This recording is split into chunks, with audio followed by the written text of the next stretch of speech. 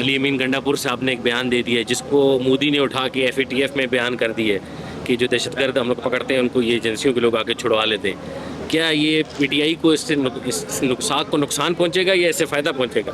نہیں، اس نے اپنی بیان کی وضاحت کر دی ہے. وہ مس کوٹ ہوا تھا اور اس نے اپنی وضاحتی بیان دے دیا ہے. تو میرے خیال میں اس کو اکثر وہ اس طرح کے بیان جاری کر دیتے ہیں جس کو پھر بعد میں آپ لوگ کہتے ہیں کہ ایسے موقع پہ کل آپ کے ساتھ جو عدالتوں نے جو فیصلے دیے اس کے بعد یہ اس طرح کا ایک بیان جاری کرنا یہ PTI کے لیے بہتر تھا یا اسٹیٹ کے لیے بہتر تھا یا کس کے لیے بہتر تھا؟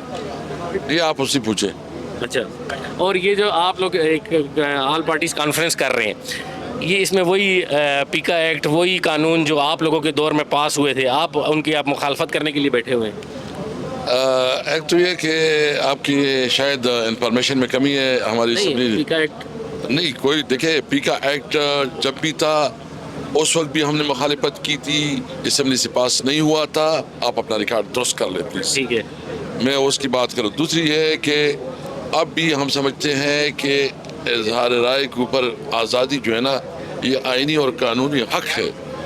اس پہ اندر لمیٹیشن ضرور ہونی چاہیے کہ کسی کی پرسنل اس کو نہیں ہٹ کرنا چاہیے، لیکن کسی کو اختیار نہیں ہے کیونکہ یہ آئین حق دیتا ہے کہ ہر ایک جو ہے نا اپنا حق استعمال کر سکتا ہے. اور اس وقت تو میڈیا پہ امن ہی یہ میں جو آپ بات کرتے ہیں میرے لیے تو آپ بڑی بہادر ہیں، اچھی چیز کوشچن بھی کر لیں گے، لیکن اگر میں کوئی ایسی بات کروں گا تو آپ وہ بھی نہیں چلائیں گے. پتہ نہیں آپ میڈیا سے یا سوشل میڈیا سے؟ نہیں میں انٹرنیشنل میڈیا سے ہوں. انٹرنیشنل میڈیا سے؟ اچھا، پھر گزارا ہو جائے گا. تو میں دیکھیں یہ ہم سب کی ذمہ داری ہے کہ اس وقت عملاً پاکستان میں مارشل لا پاکستان کی جو آئین ہے وہ سسپینڈ ہے. ایک بات میں کاٹوں گا، یہی بات اپوزیشن اس ٹائم آپ کے دور میں بھی کہہ رہی تھی کہ عملاً اس ٹائم مارشل لا لگا ہوا ہے. اب وہی گورنمنٹ میں آ گئے ہوئے ہیں اور وہ عملاً مارشل لا سے نکل گئے اور آپ لوگ ابھی کہہ رہے ہیں کہ وہ عملاً نہیں. آپ خود انالیسس کر لینا، آپ چیک کر لیں کہ اس پہ کتنا فرق ہے. ابھی تو آپ کو چار دیواری کے اندر بھی کوئی میٹنگ نہیں ہونے دے رہی ہے. اور جس طرح فیصلے ہو رہے ہیں یہ تو، اور یہ مجھے بتائیں کس صورت میں یہ ایک جمہوری، یہ تو ایک فاشسٹ گورنمنٹ ہے، شام ڈیموکریسی ہے، اور عدالتیں جو ہے عملاً بہت کمپرومائز ہو چکی ہے جو کہ انتہائی. میرا خیال ہے کہ یہ مقافات عمل ہے جو آپ لوگ پہلے کر رہے تھے سیم وہی کام ہو رہا ہے. میں یہ نہیں کہوں گا کہ میں وہ لوگ اچھا کر رہے تھے یا آپ لوگ اچھا کر رہے تھے.